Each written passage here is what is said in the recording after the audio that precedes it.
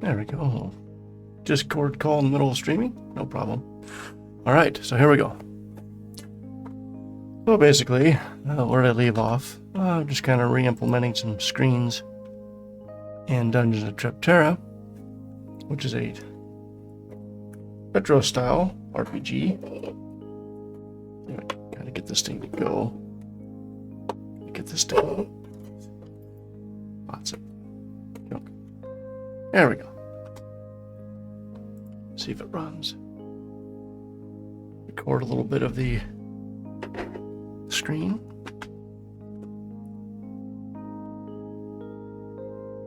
Let's do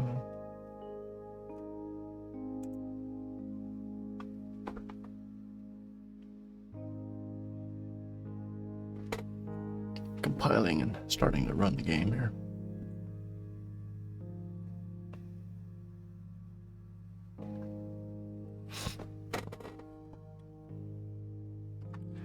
Any second.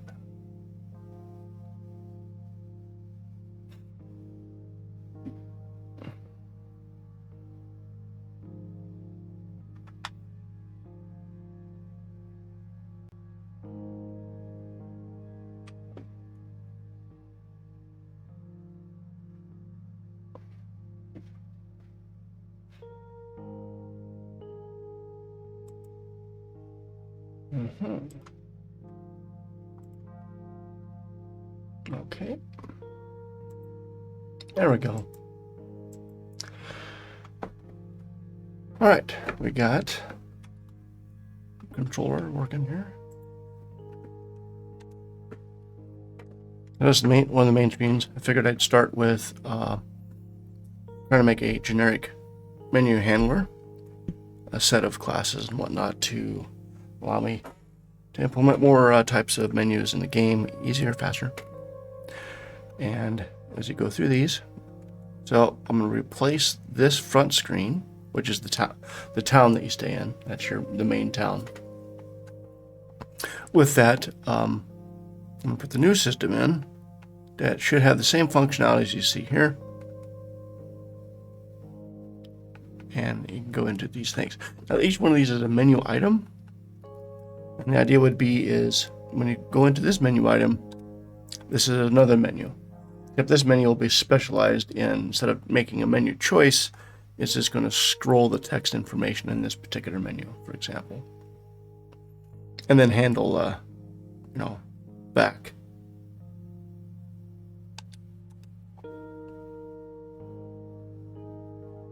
Oops.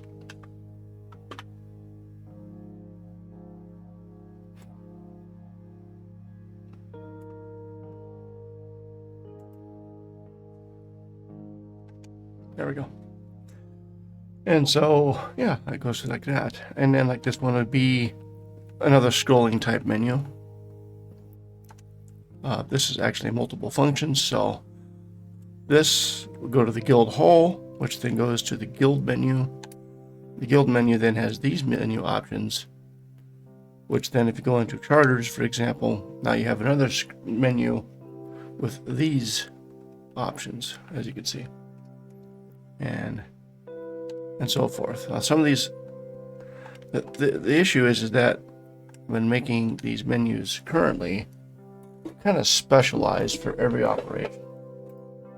And it doesn't make for building out other menus very easy. So I've been kind of exploring what I can do to kind of combine the functionality as much as I can. So that's what we'll be doing today, pretty much. Thank you so much.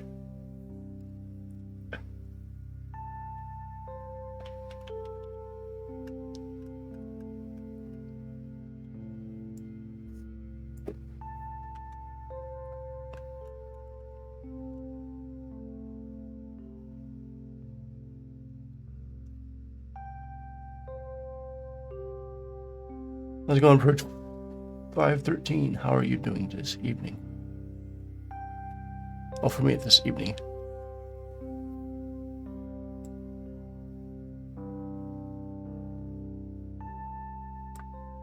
Of course, it's always about getting back into, okay, I don't want to work on the code right after work, because I won't have anything to do when I stream about it. But if I wait to stream about it, and I gotta sit and think about, okay, where was I? What was I doing? Why did I do it this way?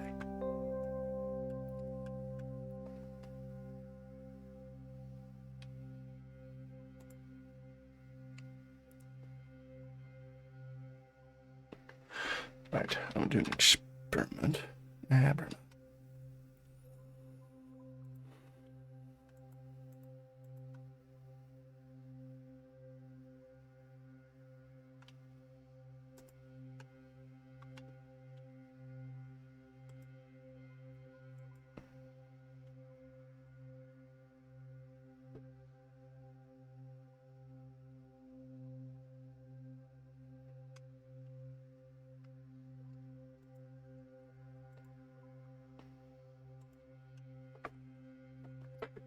Well, let's see here. What are we trying to do?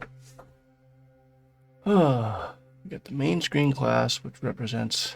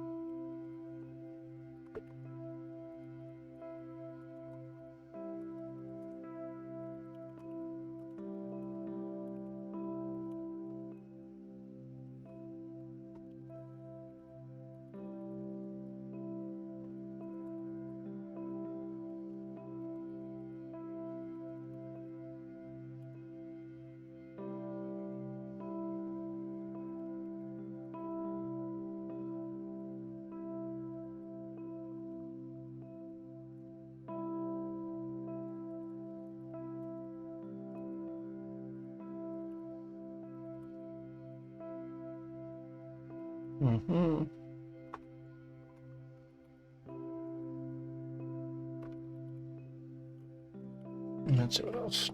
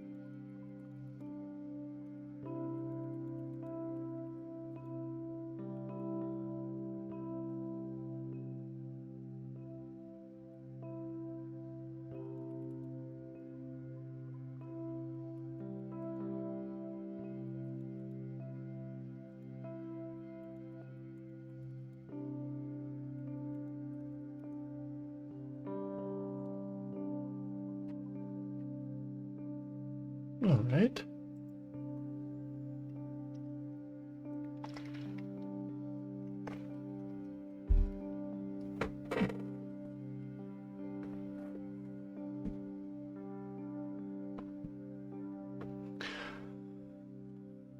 Okay.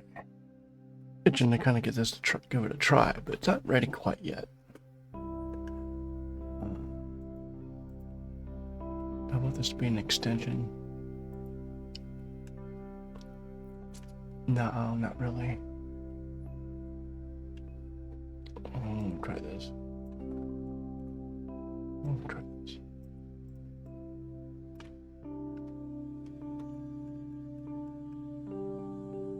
Go to class screen. Plug in. Change this out. Do that. Oh, this. Where's that screen? That's. Otherwise, everything else is the same.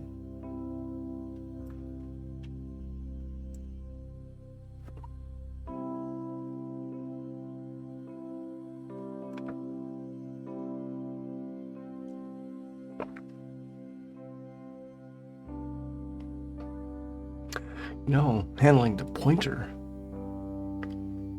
on the menu would also be a good idea. All right, so we go over to town.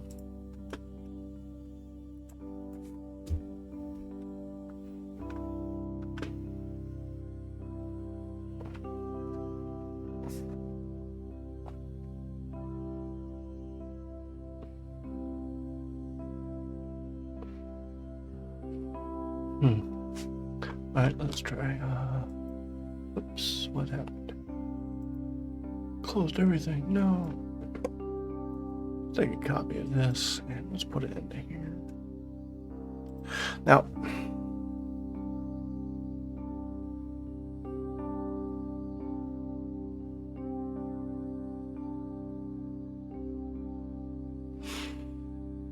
I'm going to pass in a generic abstract class, a generic abstract class, that E there, you see. That means anytime you create a different enumeration and a different definition, you're going to create a new abstract class. So if you have any static variables, if you declare static variables within a class, generally that's only going to be instantiated once. The information about how to create that object from that class, that's going to be stored in memory. And then any static variables will be stored as well. But if you have a generic, you're going to get a copy of each of those. Each one of these is going to get its own static copy. And that's not what I want.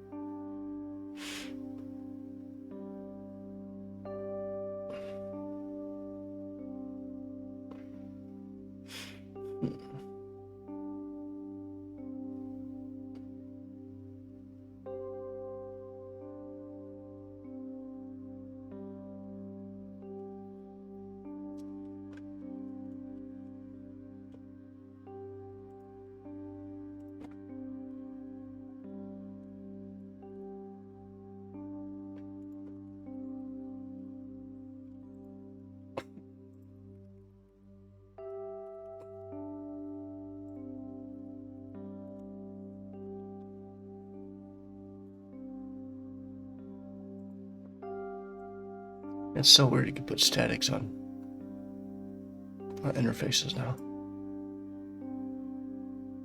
I don't even know if I even want to do that.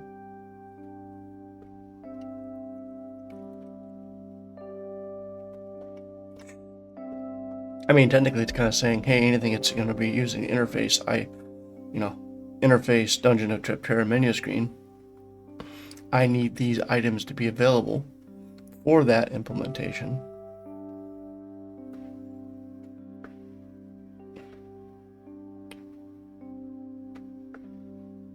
How many copies would there be? It'd only be one copy. Because there's one interface. Interesting.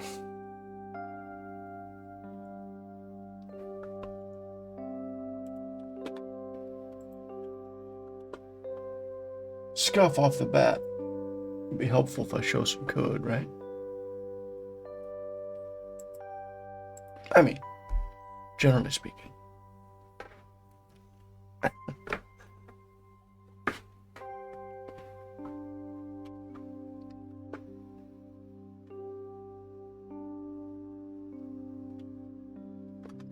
Well, it's not being instantiated.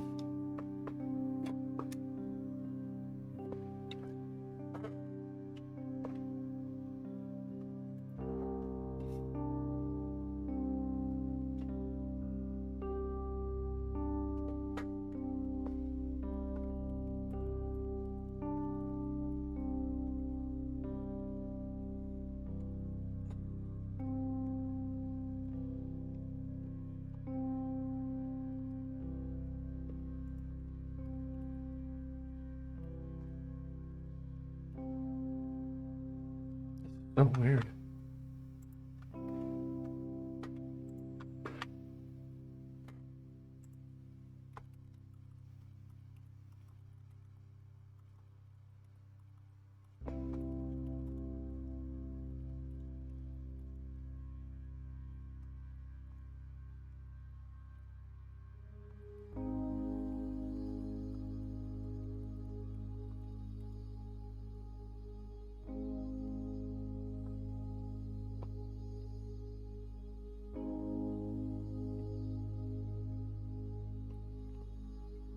I want to kind of see why this came about, and it looks like the latest C# definition has allowed statics on interface to allow for static abstract members and interfaces. Why would you want to do that?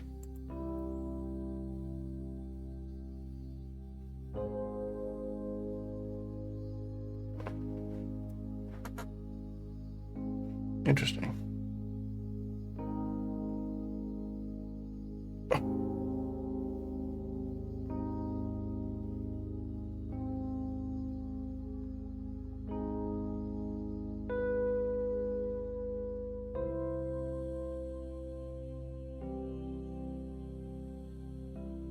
Wow, they use static abstract modifiers on interfaces. Huh.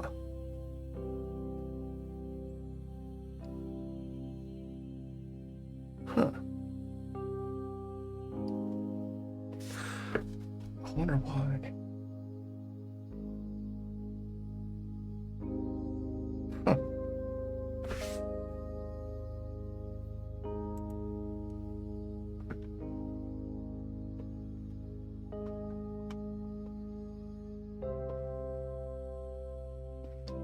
I mean,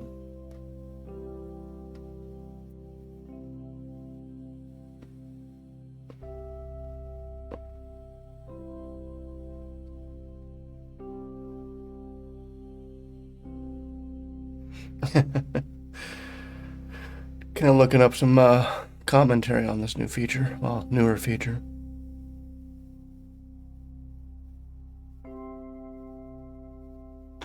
Huh.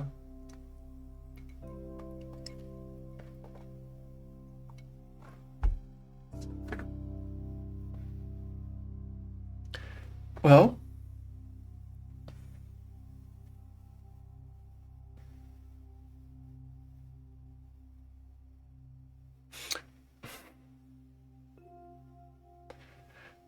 also, I mean, you can create a static class. Well, see, that's, I don't know. If you create a static class and put these onto the static class,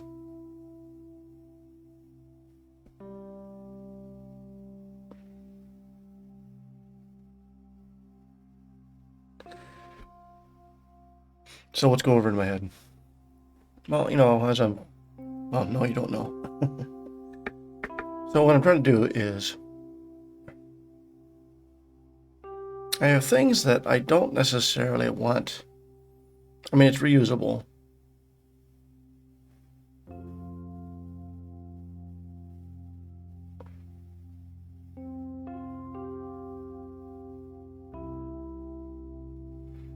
It needs to be initialized, though. I mean, you need to have an action of loading up that information. If you have it on a class that's being instantiated, how different is it to put the static arrays, essentially, of vectors here? No, actually, in this case, icon animate object, making it static because I want to, well, just initialize them once.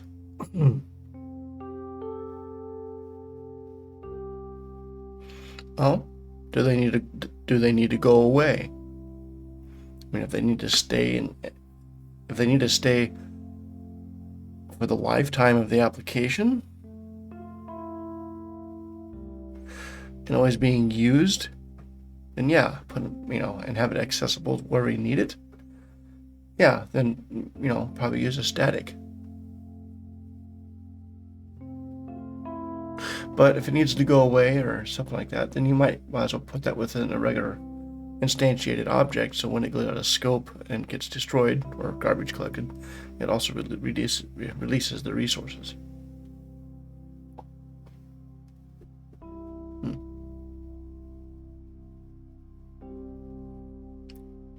For easy syntax access, like in the code, hey, I want to type in dungeon scene dot pick or animate, do something with it. Here I'd have to say i.menu screen, do something with it. Except, I believe in somewhere like here. Let's see.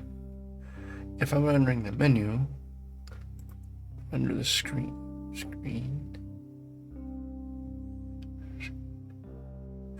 and then I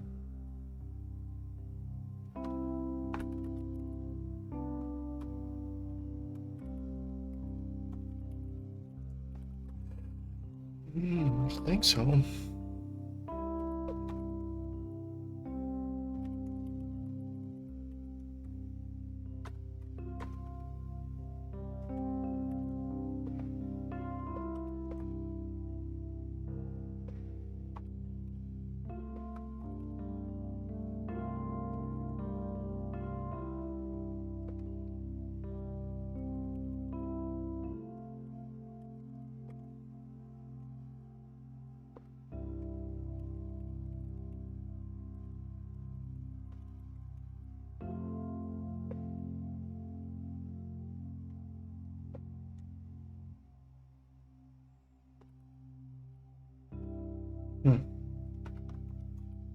This belongs like everything else belongs.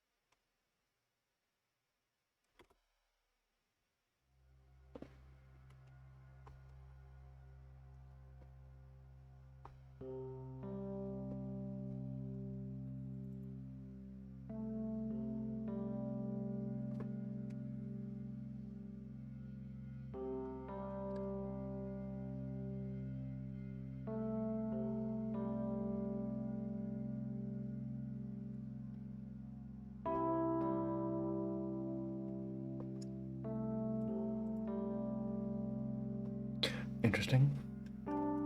What's this content?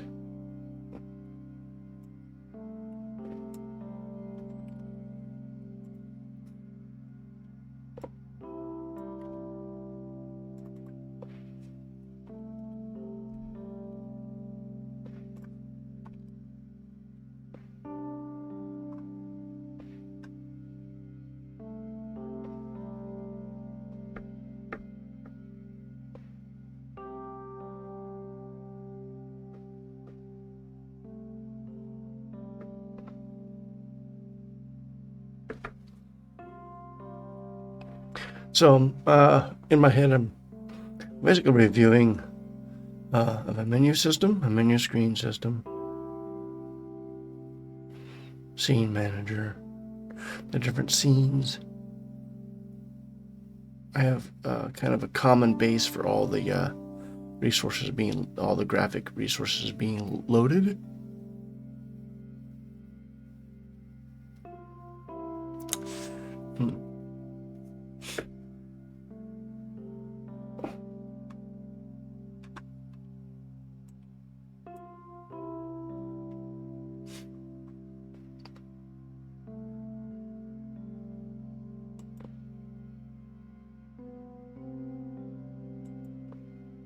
Interesting.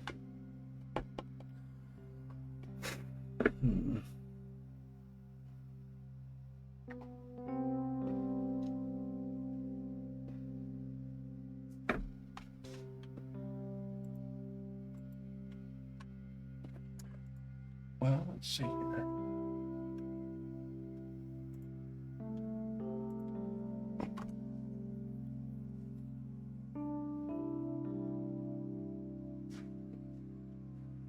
I don't like having this on there. This is kind of dumb. Well, we'll just put it here for now. I'm probably going to move this off this interface. I don't know why it's on this interface. It's something new. You can do it. Like, it kind of makes sense.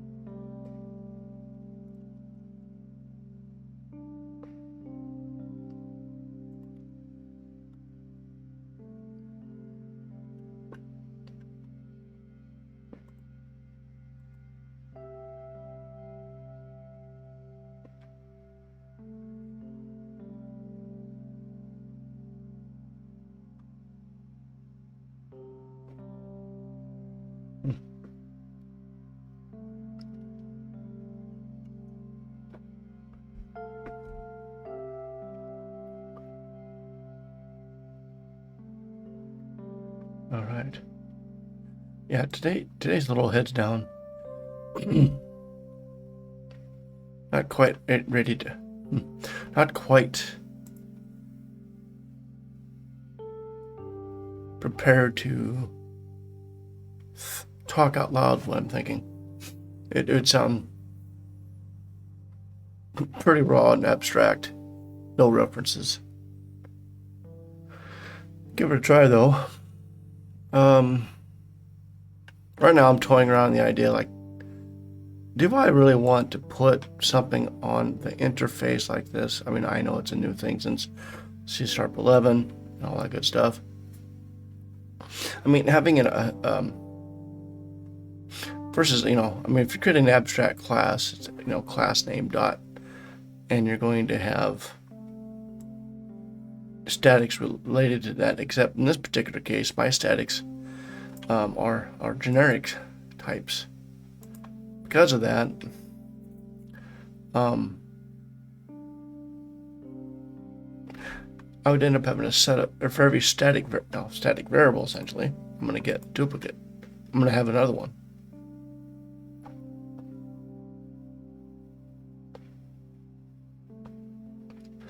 Oh, yeah. So if I were to down here say, nope, not that, thank you. Now we'll just grab this for fun. The way I used to understand things is that this icon animate static icon animate object would be instantiated for every dot menu screen of type, let's say town POI. So all the town POI types of this would get a copy. This object would service all of those because you'd have to access it by saying, in order to call that, you'd have to say menu type it is.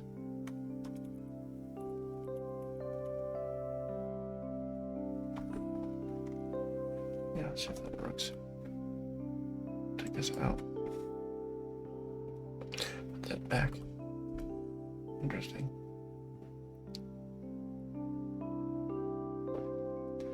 And let's just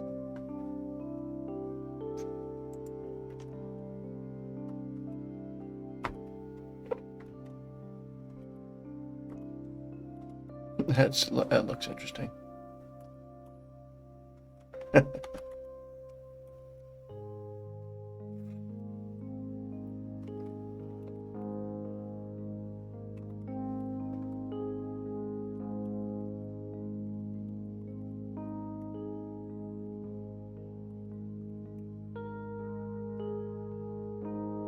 Scene.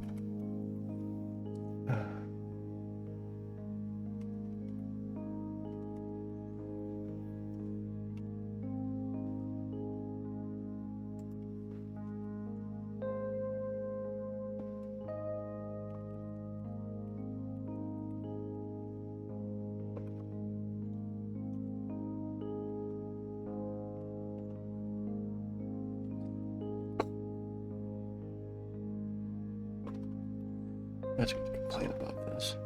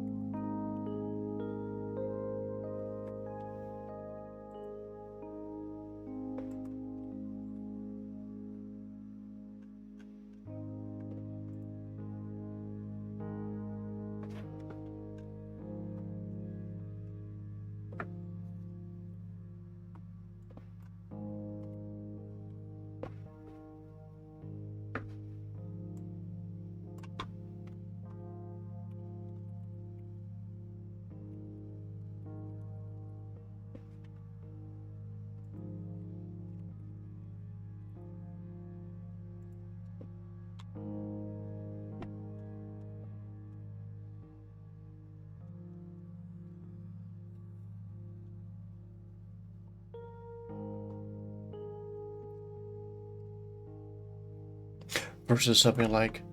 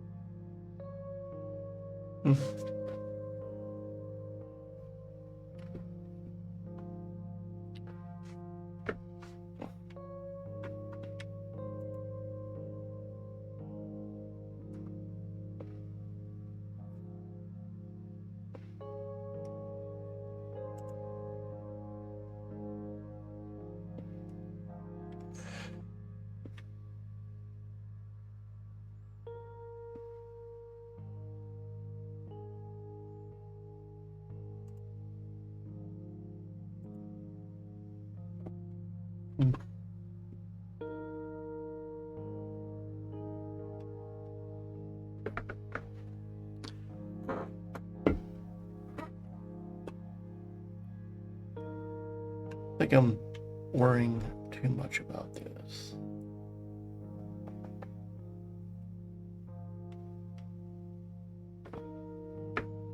All right. I need to do that here. You know, I think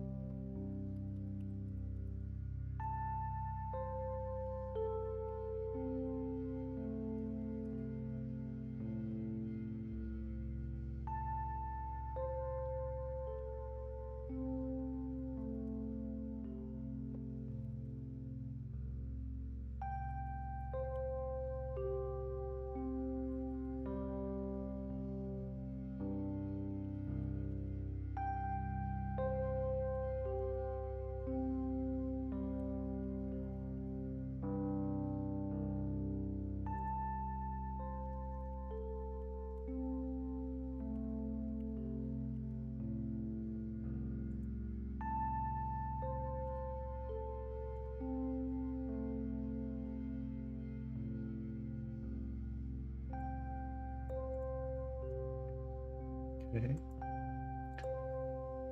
Let's go 27 references.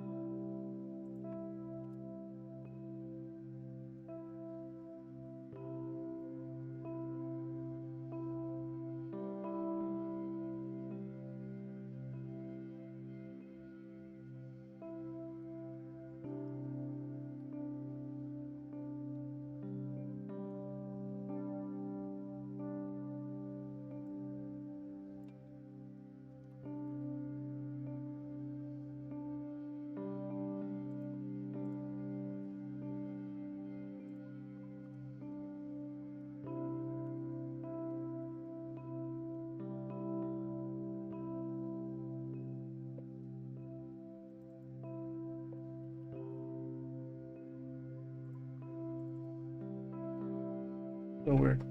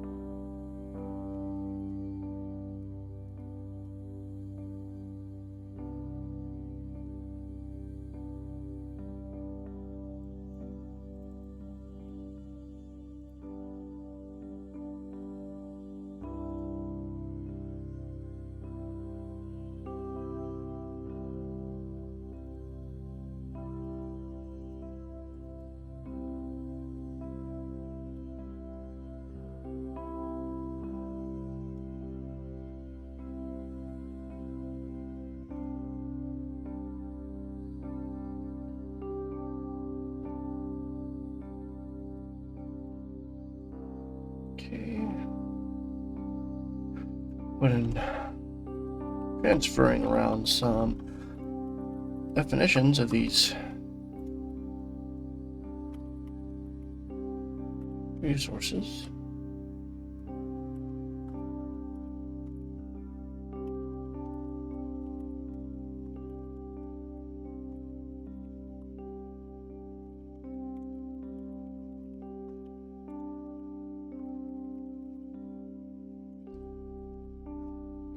Okay.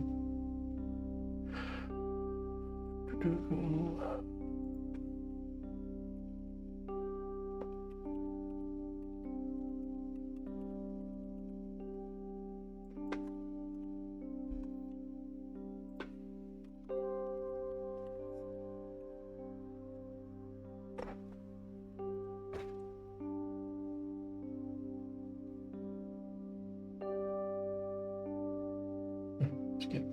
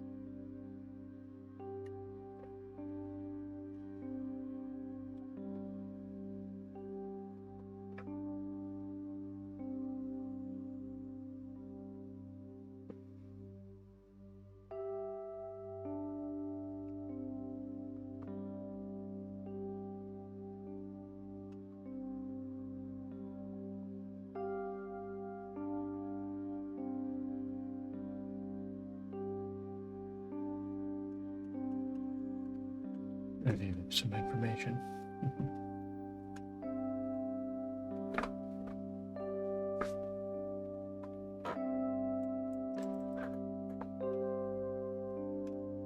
Oh, that's what, but we're not going to call that. Instead,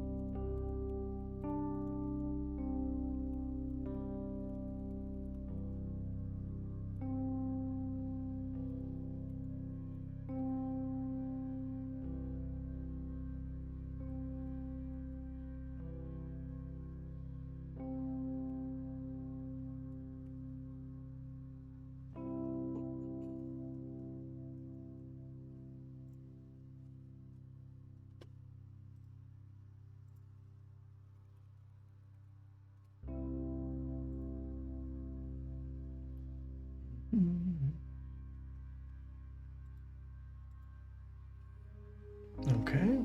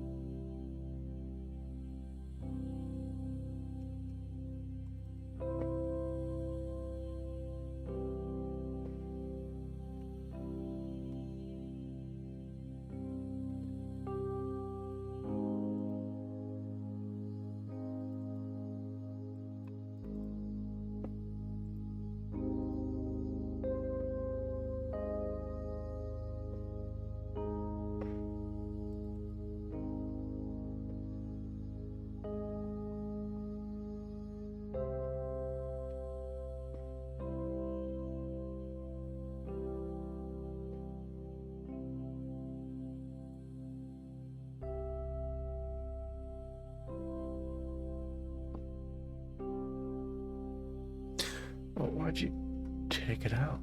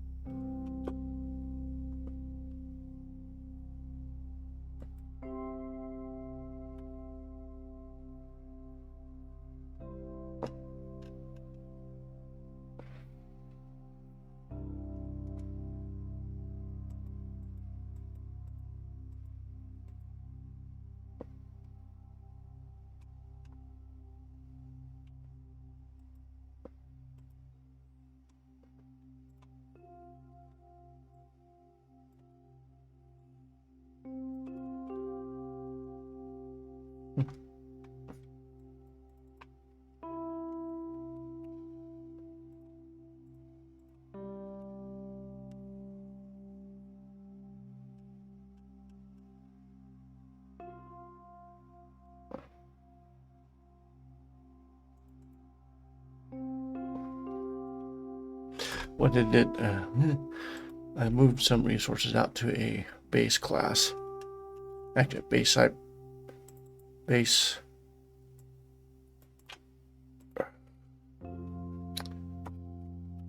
abstract class.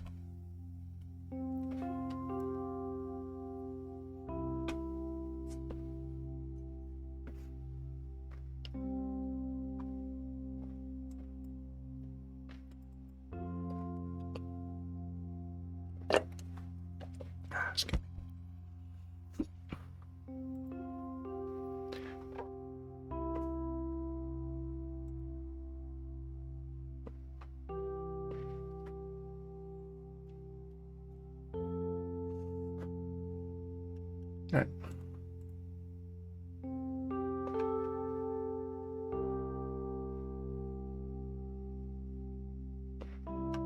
Yeah. All right, let's go back.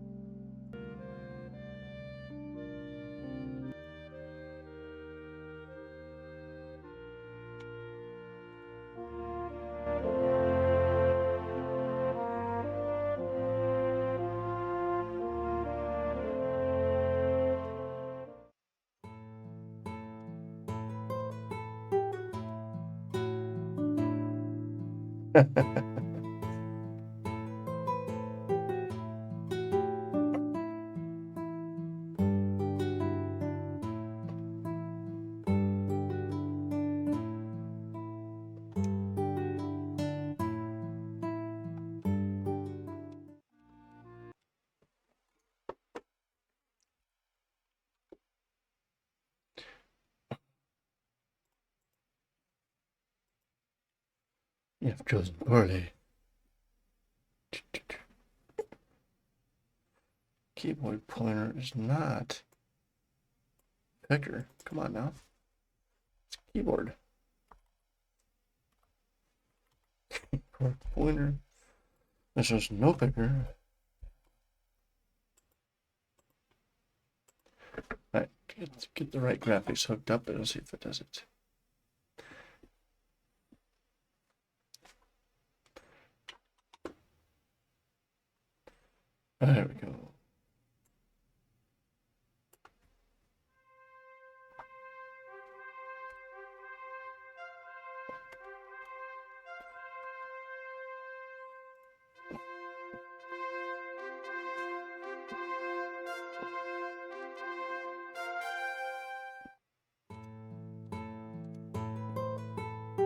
There we go.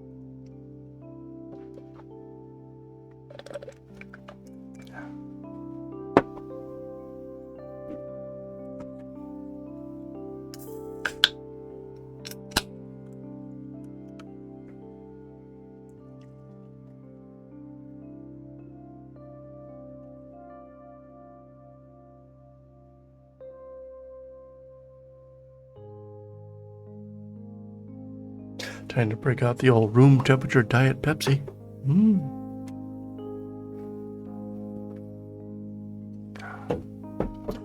Yuck.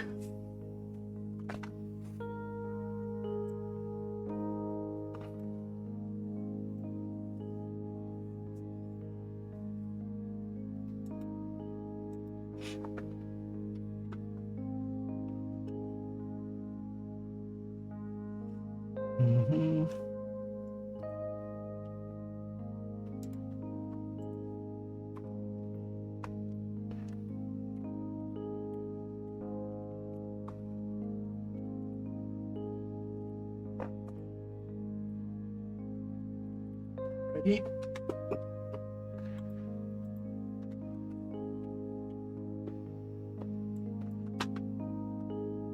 Oh, let's see here. I mean, I like the fact that this stuff's on the menu screen.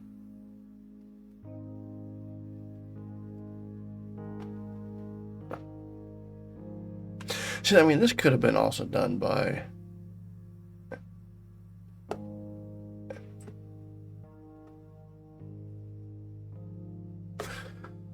start off in the space weirdly. You know, I mean, if I had something like public, I can't do this. What happens if you do this?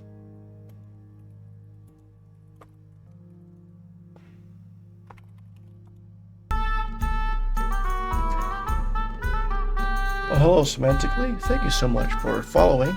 Certainly do appreciate that. Thank you.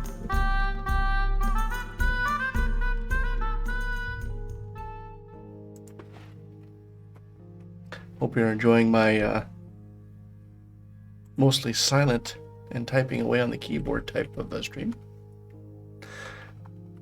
Been trying to figure out a lot of different things today, requiring some deep thought. Previous stream I was able to kind of describe what I was doing because it was a lot more visual. Now it's a lot of context.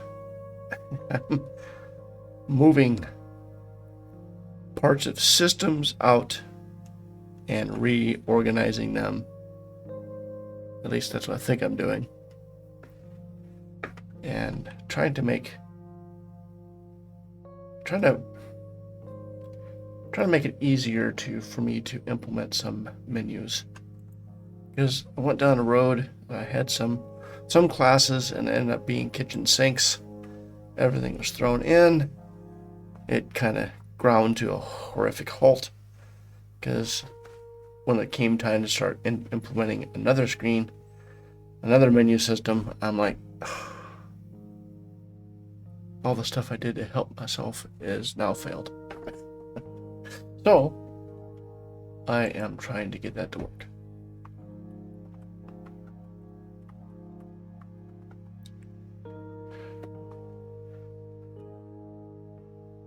I think I'm going to continue to just not worry about this and do it.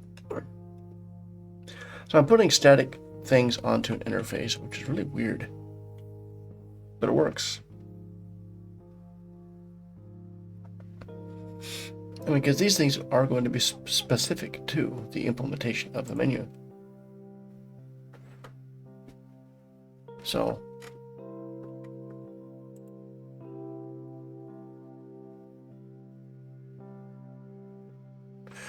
the interface is what you want. An abstract is how you should do it. And the actual class is I'm doing it. And I think I would want the when I'm trying to do an abstract out, it seemed like it would fit something like this. I was experimenting with the idea of if I did something like a for example, nope, don't do that. It's not a primary constructor. Oop, oop.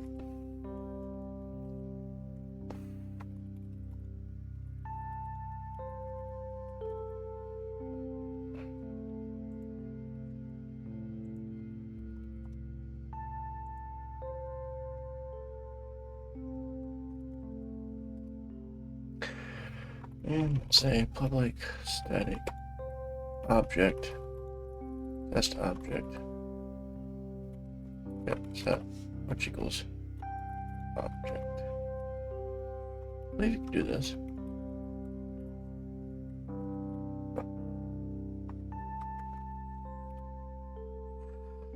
Now, technically, if I did this, okay. Now you can only have one. You can only drive one base class, but you can have as many interfaces as you want in C#.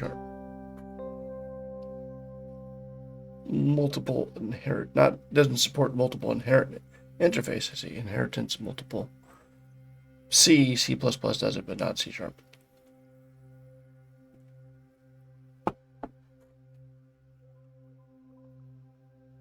the question is,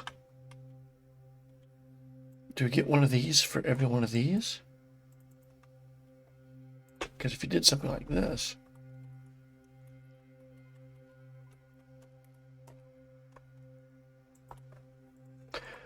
this test object 2, you're going to get a new one of these for every one of those. So if I needed to use a dot menu screen of type town POI or a dot menu screen of type combat command, then you would get a separate copy of this. But if I'm inheriting from a base class of test and it exposes statics, then technically, I believe you'd only get one test object.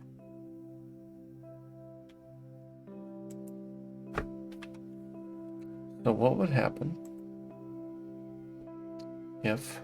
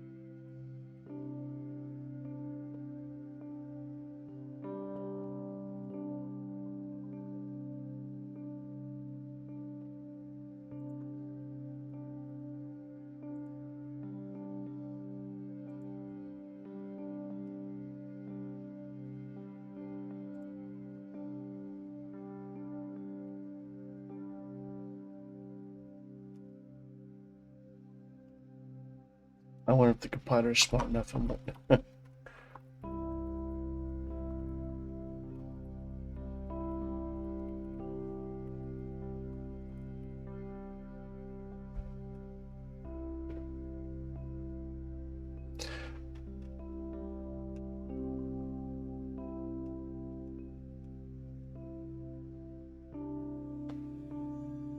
Even though I've been kind of programming for quite a few years, there's just times where I don't know exactly how this will turn out. What I'm doing is I'm creating a test,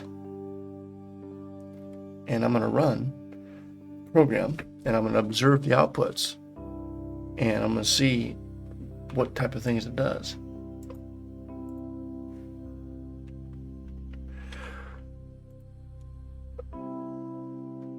My guess is test object is going to be instantiated once, but test object 2 will be instantiated twice.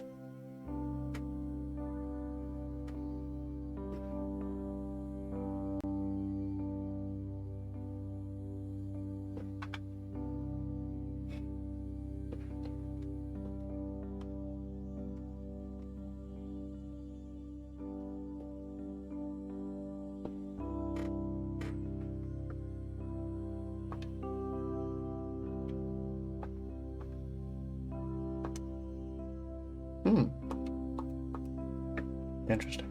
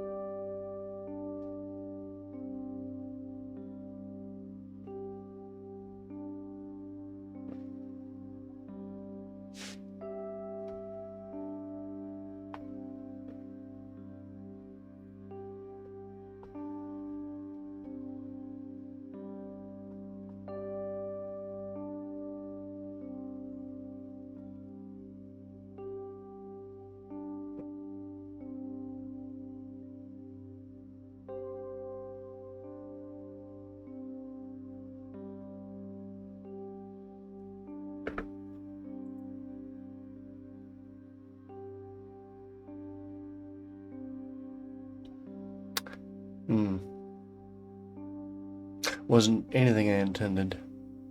Why not? Why not?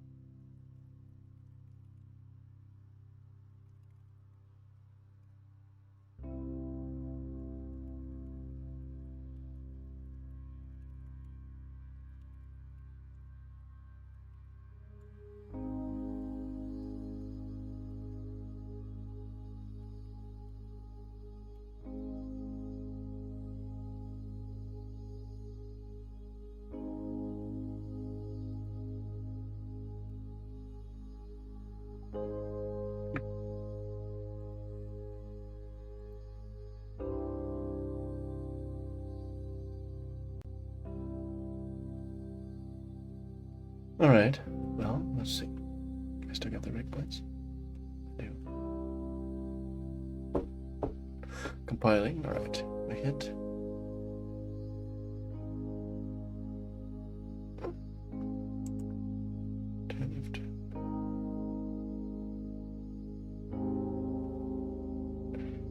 All right. Test object is now getting.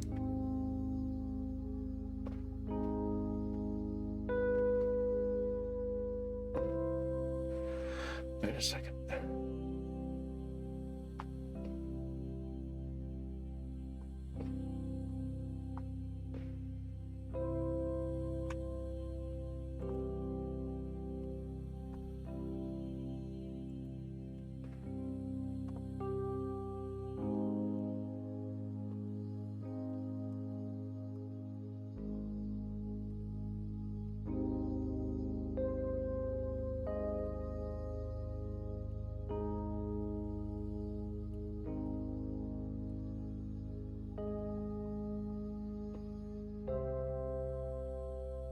Of course it would be, doofus.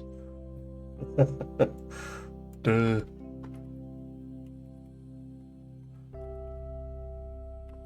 Can't mess up the test. Try this again.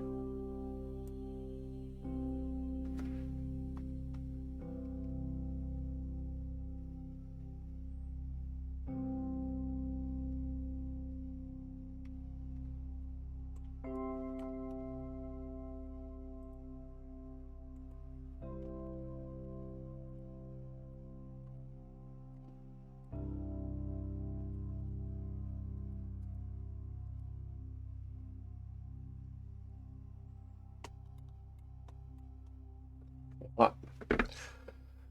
So what does this test do? Well, I wanted to see where scope would be. I wanted to see what kind of objects would be created and when. So I created an abstract class called test. And on that abstract class, I put a static object that gets instantiated the first time it needs it. Now, I don't know if this captured it correctly because I probably wanted to put the capture on the set. Really, this is where it's supposed to be capturing. Really, it should do something. Yeah. So that's why these breakpoints won't work. Except when you go get it. Well, what happens is, all right, so we got this test object. It's going to be instantiated by just going to create an object. Now, this is only going to happen. This is called field instantiation, and this is going to happen, like for example, when you say, "I need a new class," and you noticed how one time I went through the breakpoints and it went through each one of these. That's because a new object was being created, and the first time that object is being created, it's going to go ahead and first of all handle any field initializations.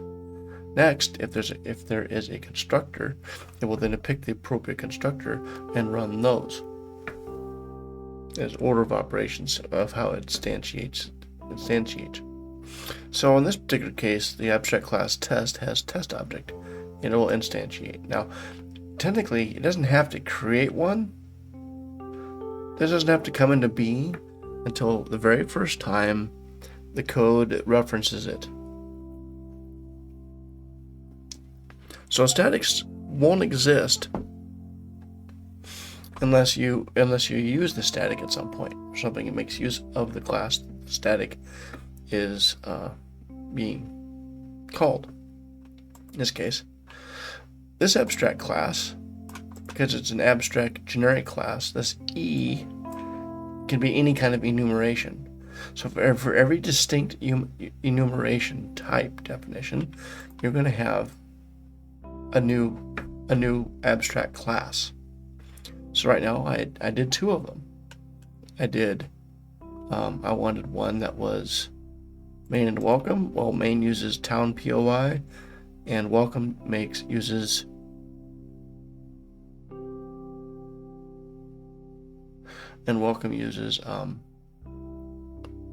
campaign command, combat command, as just another enumeration. Because of that, you have two separate classes essentially, and each class gets its own copy, its own static. Now, I will throw another test.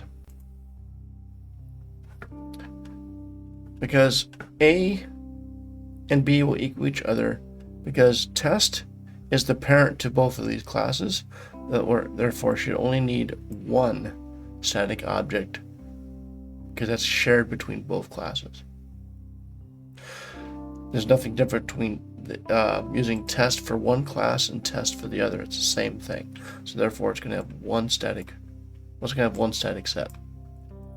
But for the case of screen main and welcome, each one uses a different enumeration, and object 2 is found within the abstract class, the generic abstract class. So yeah, you're gonna have two of those. That's why C and D did not equal each other, but A and B does. And of course, A and B shouldn't equal C or D. Now, what I want to do for another test is just go down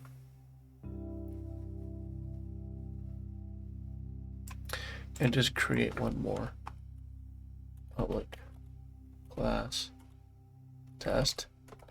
And we're going to just say test menu. I'll just say test, yeah, menu screen of type. Well, oh no, not yet. DOT menu screen of type.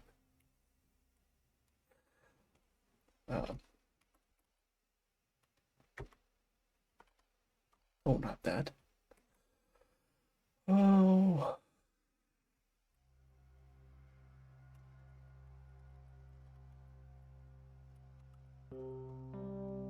Just throwing something together here. Right. But instead, we're going to say town POI. And now up here, if I do a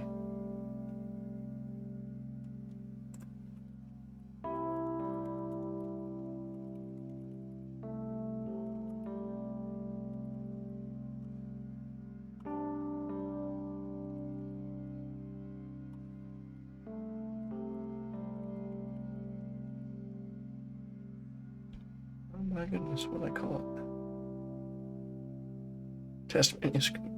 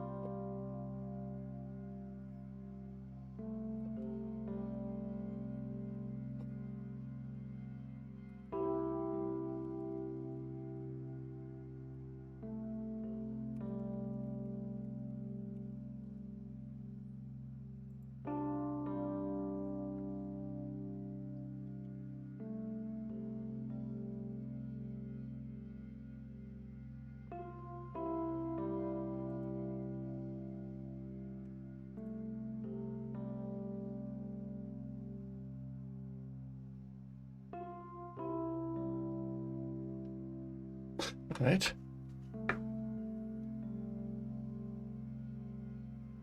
Now,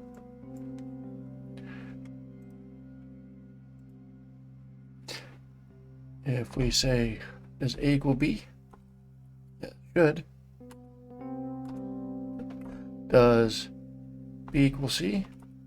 Shouldn't. Does C equal D? It should. No, C and D should not equal each other. But C and E should equal each other. There you go. So, yeah, code to test out the logic. If you try to, it gives you a concrete example of, hey, is this doing what I think it's doing? And yeah, you feel free to, code some tests and go through it. Just make sure that your tests are set up correctly. Right, I'll stop that. So go break down all the constructions because I don't need all that stuff.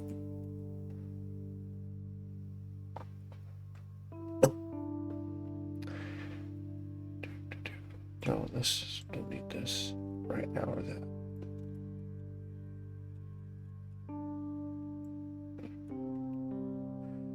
Definitely don't need the test abstract class. You don't need to implement it. Do not need a test object. There we go. All right.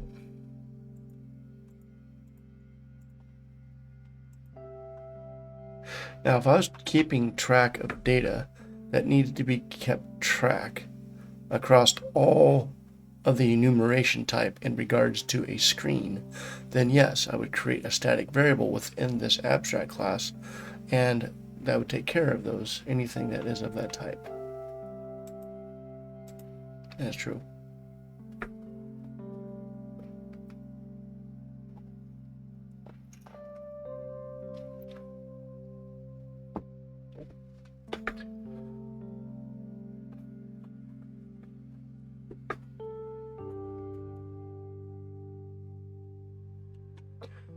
Good times.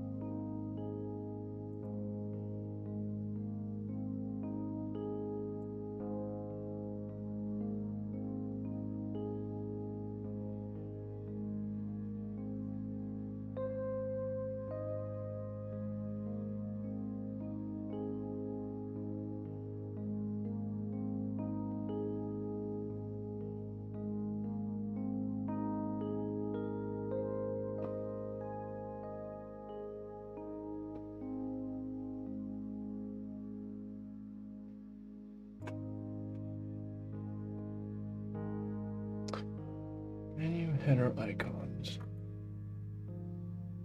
Menu icon.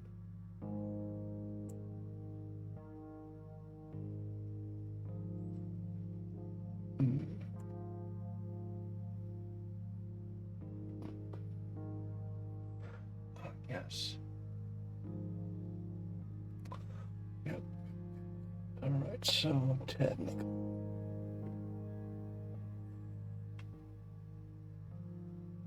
Menus. Menu in keys.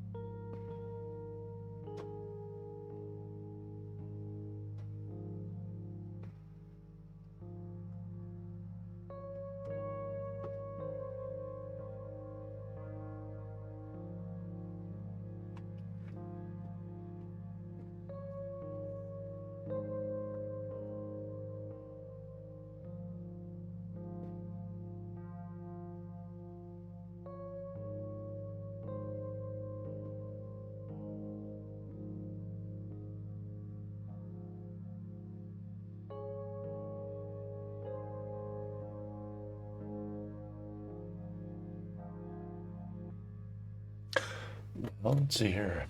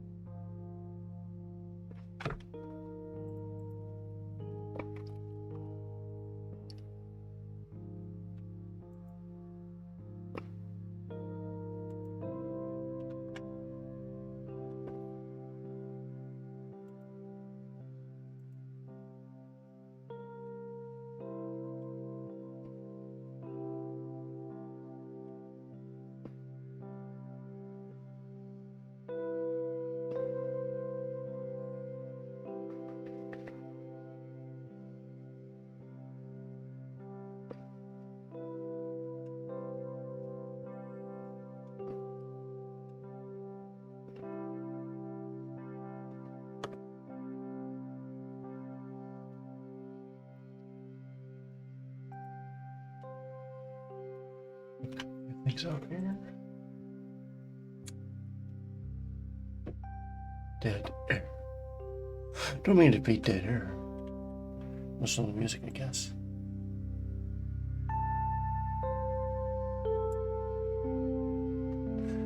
Well, ambiance.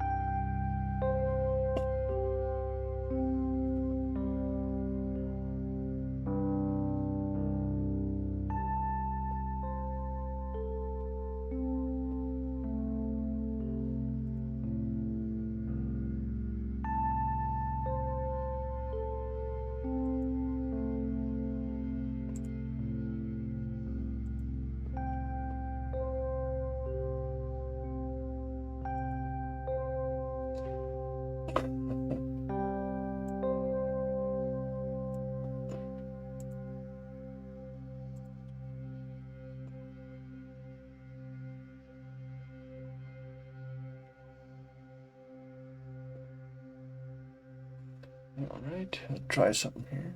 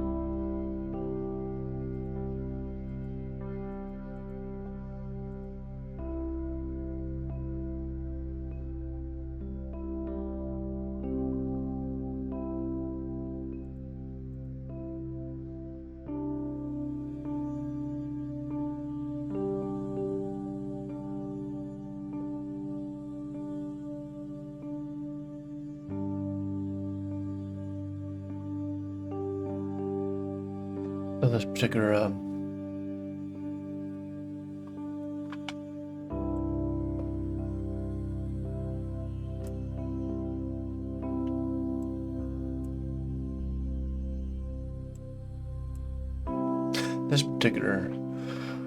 the keyboard, the keyboard stencil is controlled by the input manager.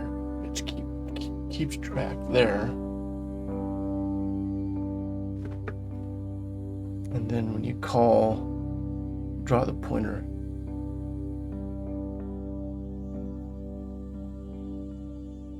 I think what I want to do is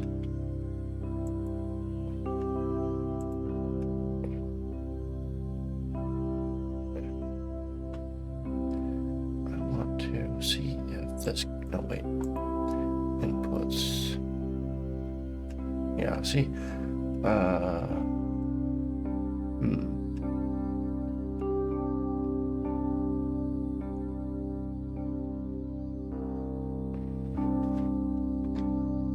keyboard move.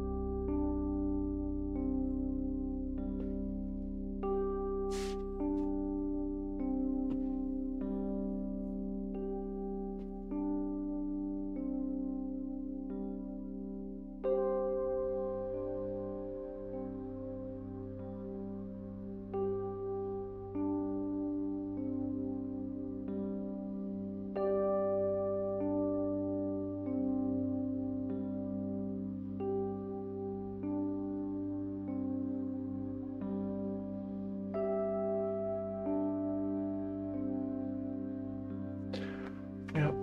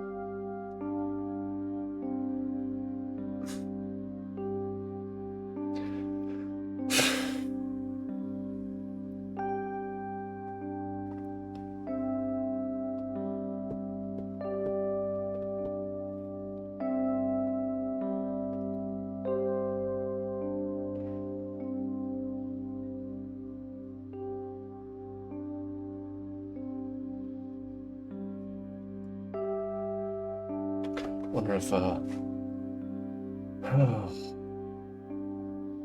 the menu system should be running on the dungeon scene. Dungeon scene is like the main. Okay, no, it's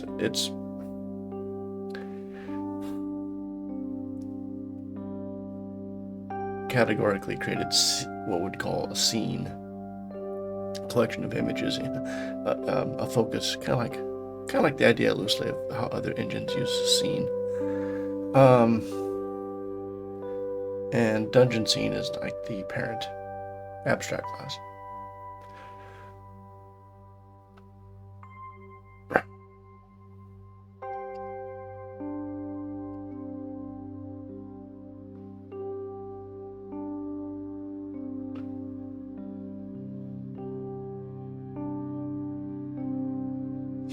Okay, when it comes to the graphics,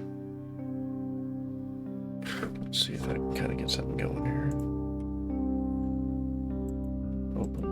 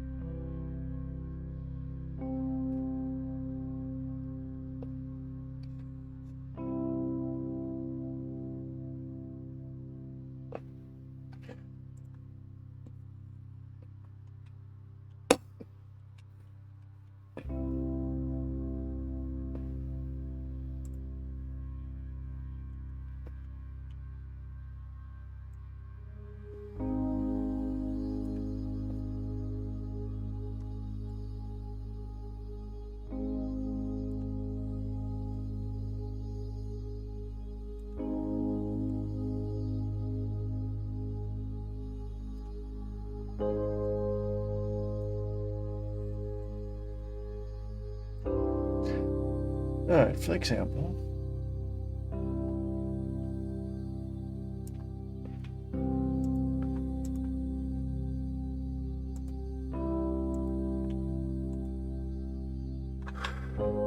we have the dungeon scene.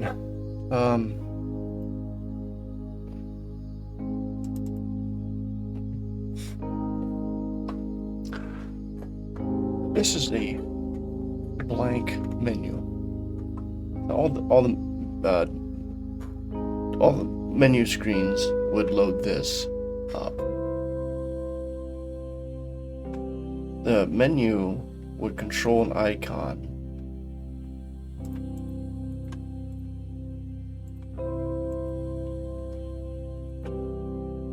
That would, be positioned over here. Usually I title the screen here.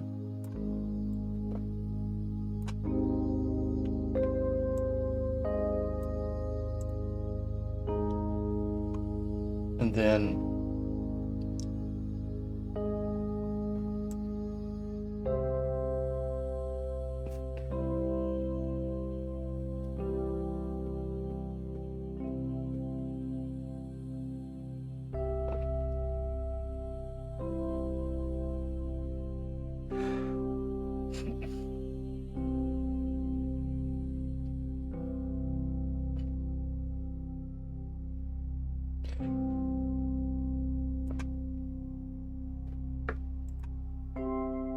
interesting.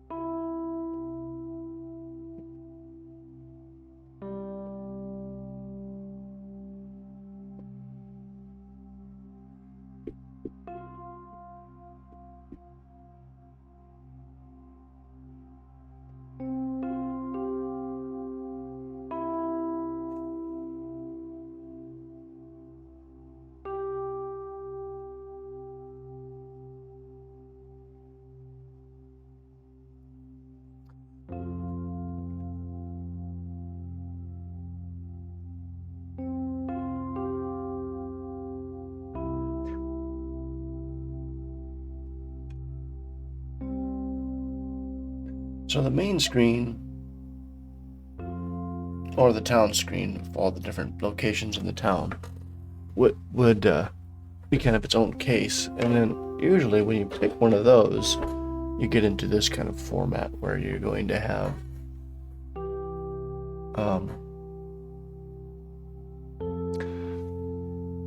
icons showing, like I'm in the guild, and then here's all the guild options. But it lives inside this subspace here, and then of course what's going to happen is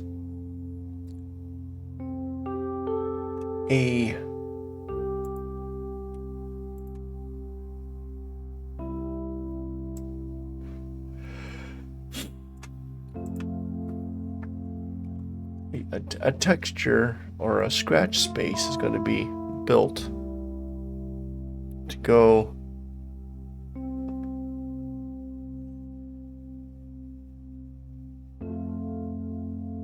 in here, and that becomes a target or a drawing.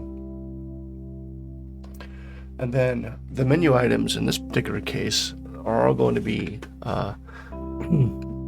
pinned off this offset located up here.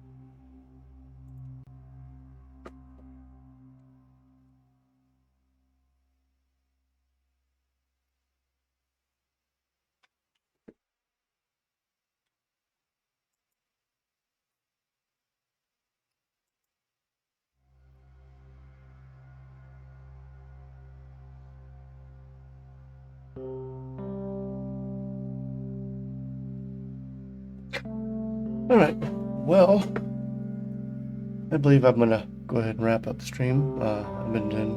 This one's been a little bit. Apologize. I mean, it was a little bit quiet and a lot of thinking. I need to. In this particular case, it was a little less refined. I'm still in the process of trying to figure out some critical operations within this. And I think what I could do in the future is, if I know something like this, I need to either work on a little something different in the game, so that I mean, primarily I'm streaming. Just I'm working on the game. I would like to share my development of the game. It'll be a lot of, it's going to be very can be very code specific. It could be a lot of sitting and thinking about things. But with that,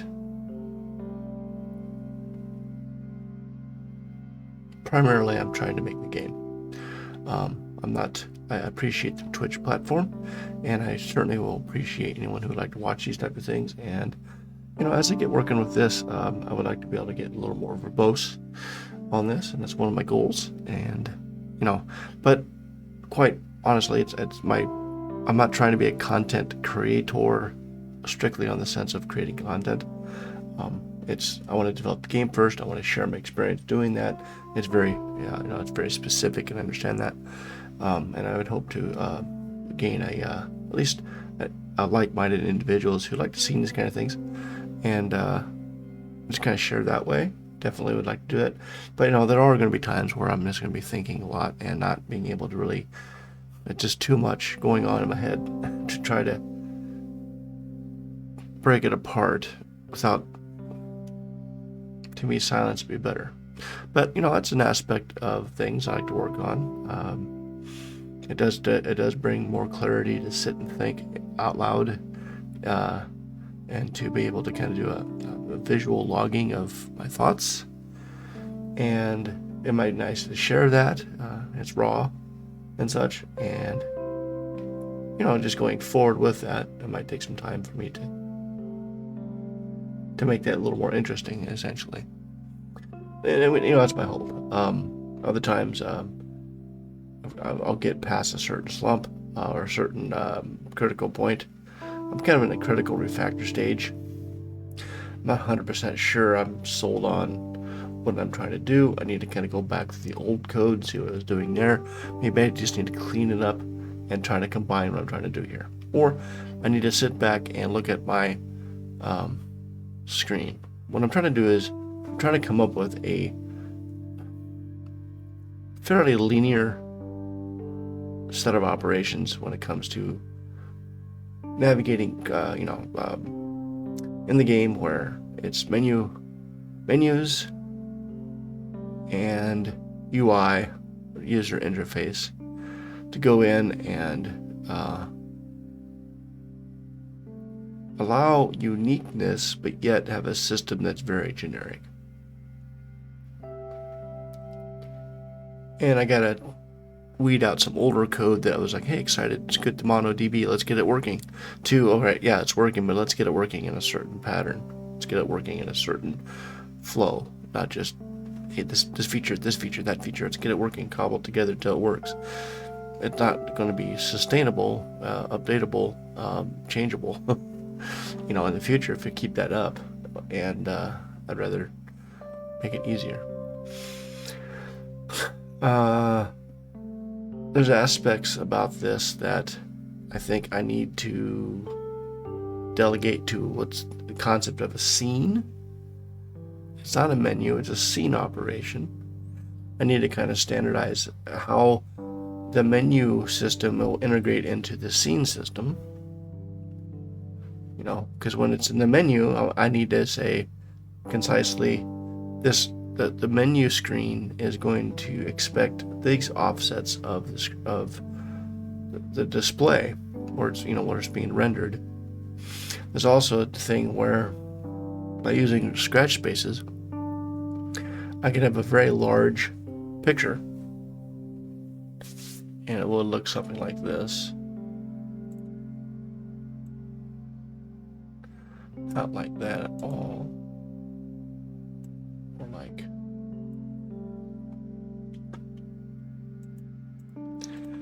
can I have something? It's a large, please. All right, let's say this is the amount of screen I'm going to use to show the user something. I'm going to render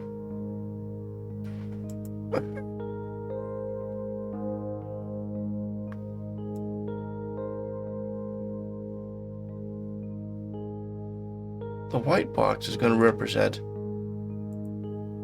the full content I'm rendering, like say the full menu, right? Or let's say this is a log and it has the whole box filled with text. Now, if I render the white box inside of the blue box, then only the contents of the blue box, the inside of it, is what you're going to see.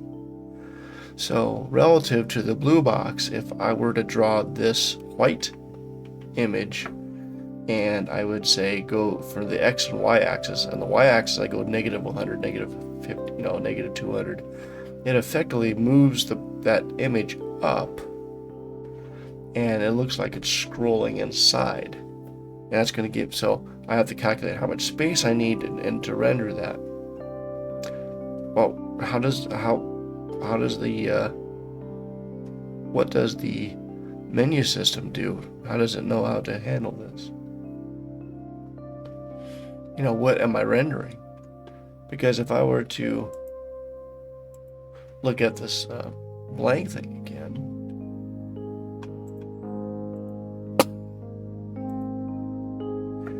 essentially here's where I want the viewport. And what I'm going to do is I'm going to create then the rendering viewport.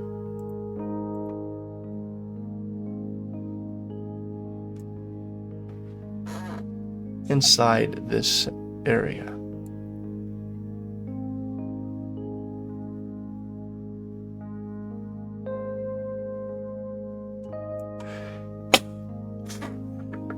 This is where I'm going to put the menu items.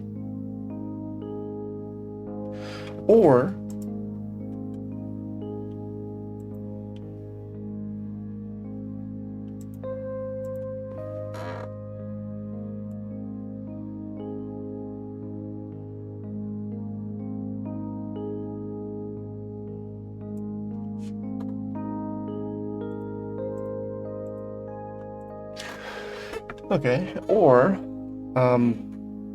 the scene gives the scene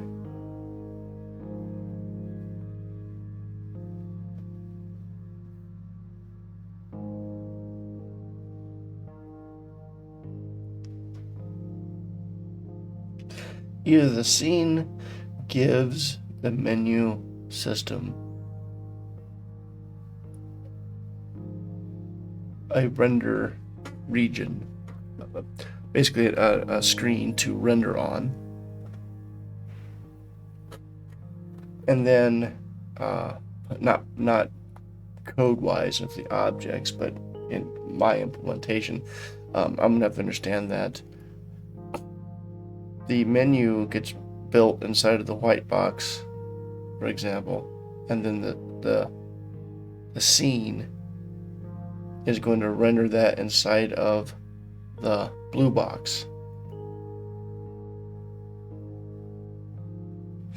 So that way scrolling up and down would be controlled by the scene if needed.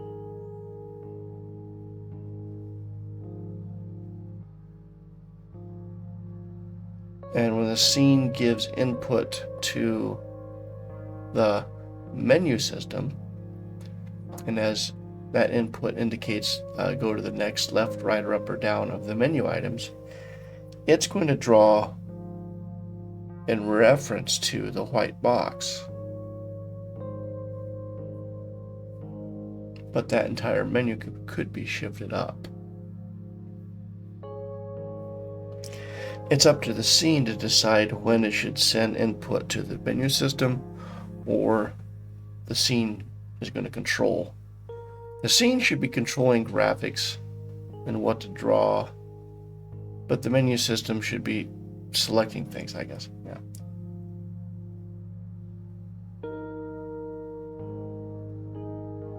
And one way is to programmatically create objects that actually control all of that, but I'm kind of decoupling it.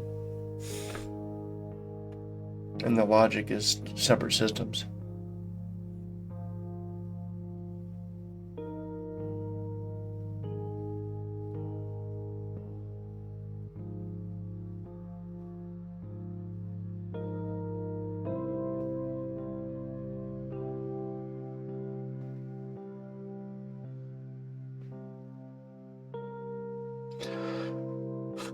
So, for example, the scene wants to render a menu scene, a menu screen. The menu itself, the menu screen, is going to have a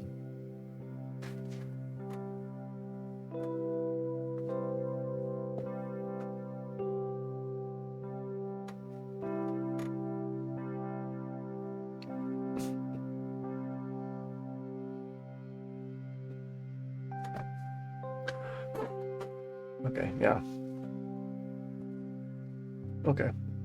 Yeah, the scene's going to render like the things outside of the, well, no. Outside of the green box. It's going to know that it is talking to the, say, the guild menu, the welcome menu, the guide menu, the, parts menu, the weapons, basically the weapon shop. It's going to know, the scene's going to know what system it's talking to. But it's the menu that's going to keep track of all the state of like, what do you, where are you at? And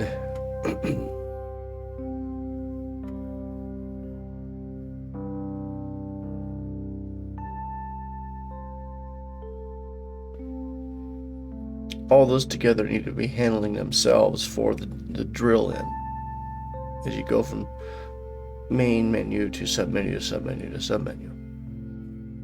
Okay.